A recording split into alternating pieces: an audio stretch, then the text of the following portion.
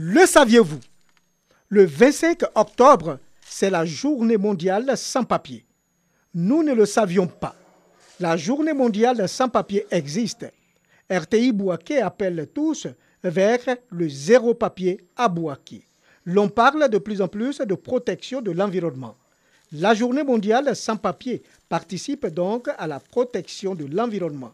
Protéger l'environnement, c'est préserver la survie et l'avenir de l'humanité.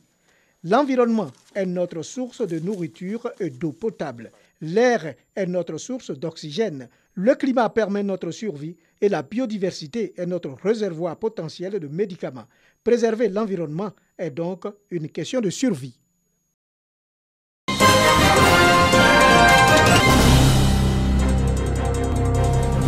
Les obsèques de Sa Majesté Diarakoroni II, 30e roi du Bunkani, ont lieu depuis samedi.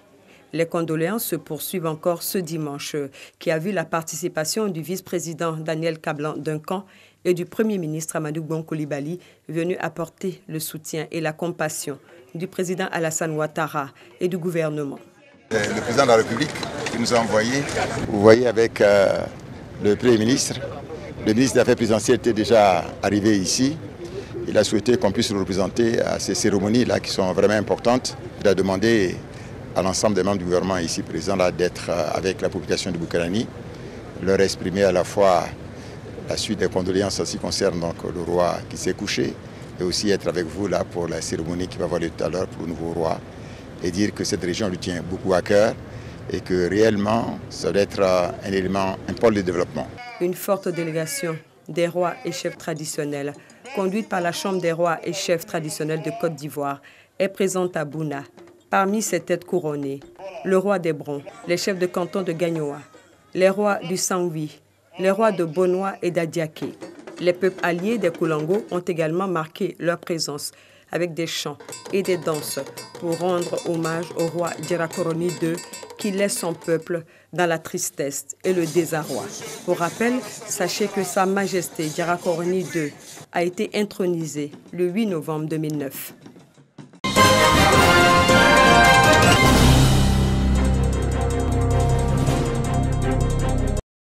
À peine entamée que l'année scolaire 2018-2019 enregistre 10 cas de grossesse dans la région de la Niébi-Tiassa. Une situation qui inquiète l'ensemble des acteurs du système scolaire et les autorités préfectorales. Depuis 2014, ce sont 635 cas de grossesse, dont 35 dans le primaire, qui ont été enregistrés dans la région de la Niébi-Tiassa. Pour freiner ce phénomène qui met à mal l'éducation de la région, de nouvelles stratégies sont adoptées. Et la première constitue cette conférence publique tenue au centre culturel de la ville d'Agboville pour sensibiliser parents d'élèves, personnel d'encadrement, enseignants et les élèves principaux acteurs sur leur rôle pour l'éradication de ce fléau. Chacun a été invité à s'impliquer véritablement dans la lutte contre les grossesses en milieu scolaire. Il faut continuer sans relâche la sensibilisation dans nos foyers, dans nos familles, dans les lieux de culte, dans nos quartiers, dans les villes et dans les villages. C'est à ce prix que nous pourrons réduire, voire éliminer ce fléau et permettre à nos filles de poursuivre leur scolarité sans difficulté et sans interruption. Le conférencier Serge Olivier Keiba, médecin-chef au médico-scolaire d'Agboville, a présenté les techniques pour éviter les grossesses en milieu scolaire. Pour lui, l'usage des méthodes contraceptives et l'abstinence permettront aux jeunes filles de rester intactes afin de poursuivre les études sereinement. Des messages bien perçus par les élèves. J'aimerais exhorter toutes les filles que l'abstinence est la meilleure solution pour une élève de réussir ses études scolaires. Cette conférence-là nous a beaucoup appris. Elle nous a appris que nous devons nous abstenir jusqu'à la fin de nos études. Et c'est pour ça que moi et mes amis, nous nous engageons à nous abstenir jusqu'à la fin de nos études pour avoir une vie meilleure. Le directeur régional de l'éducation nationale, de l'enseignement technique et de la formation professionnelle, Silio Gouzier, et le préfet des régions ont invité les parents d'élèves, personnel d'encadrement, enseignants et élèves à unir les forces pour faire barrage à ce phénomène. On constate que le nombre de grossesses a repris la croissance, l'ascendance. Donc il était normal qu'on puisse se mobiliser pour revoir ce que nous avons fait depuis 2013. Cette conférence publique, qui s'inscrit dans le cadre de la campagne Zéro grossesse en milieu scolaire, est une initiative de la direction de la mutualité des œuvres sociales en milieu scolaire, DEMOS, et de l'UNFPA, Fonds des Nations Unies pour la population. Une campagne de sensibilisation qui va toucher toutes les écoles de la région de la Niébit-Tiassa.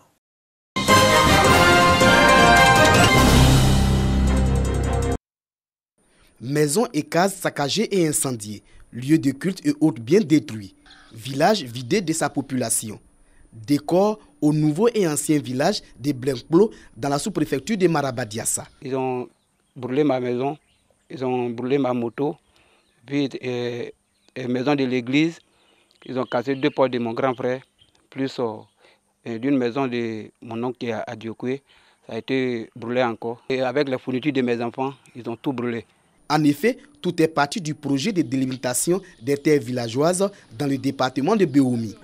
En disant que nous, on a donné les villages avec qui on fait limite. Et Maraba a trouvé que lui, il fait limite à Nguessanko qui n'a pas été cité. Il a même fait une opposition, il a écrit au sous-préfet de Nguessanko, au sous-préfet de Maraba et au préfet même de Béoumi. Et après ça, on allait tenir une réunion à Maraba.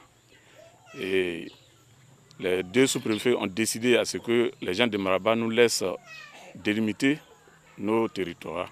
Que s'ils veulent s'opposer, nous devons attendre d'abord le premier résultat. Maraba ne comprend pas pourquoi il y a une opération de délimitation nationale où tous les villages de la sous-préfecture de Maraba sont concernés, sont d'abord en action, alors que Maraba croise les bras. Et le sous-préfet ayant convoqué une première réunion, a fait venir un agent de l'agriculture pour s'expliquer sur le problème. Et l'agent de l'agriculture a fait croire que non. Après, ils vont prendre Maraba en compte. On n'est pas contre l'opération. C'est-à-dire si on pouvait arrêter l'opération d'abord et chercher à résoudre, à planifier ce problème. Et ensuite, nous allons tous sur le terrain pour que chacun se sente concerné pour éviter les frustrations. Mais malheureusement, ma proposition n'a pas été prise en compte, s'il faut le dire, et malheureusement, ce que je voulais éviter est arrivé aujourd'hui, à une confrontation. Le matin, même message est venu encore d'être prêt, que Maraba vient contre nous. Quand ils sont arrivés net, mes jeunes sont sur le terrain là-bas. Quand ils les ont trouvés net, ils ont commencé à les battre avec machette. Bon, ils se sont blessés, et puis ils sont retournés. Nous, on croit qu'ils sont partis comme ça. Donc, ils sont partis chercher fusil. Pour l'heure, aucune perte en vie humaine n'est enregistrée. Mais 7 blessés par balle et à lame blanche, dont 2 cas graves, sont à déplorer. Il y a un frère qui s'est quitté à Maraba-Diassa, il a pris fusil. Sincèrement dit, il a tiré directement sur moi-même. Mais grâce à Dieu, ce n'est pas rentré, c'est dans mon pied, il y a eu blessure avec au genou et puis au cou. Dans les villages de Blenkplo et d'Alokokoro, théâtre de ces affrontements, plusieurs personnes sont encore tirées dans les champs. Les chefs des villages appellent les jeunes au calme et à la retenue. Les enfants, calmez-vous. L'autorité est venue. On a eu des gardes maintenant. Donc calmez-vous. L'autorité va terminer le reste. Je dis aux jeunes de se calmer. Les autorités sont saisies du problème et on va trouver les bonnes voies pour sortir de cette crise. Plusieurs éléments de la gendarmerie ont été déployés pour rassurer les populations. La sous-préfecture de Maraba-Diassa est composée de 9 villages.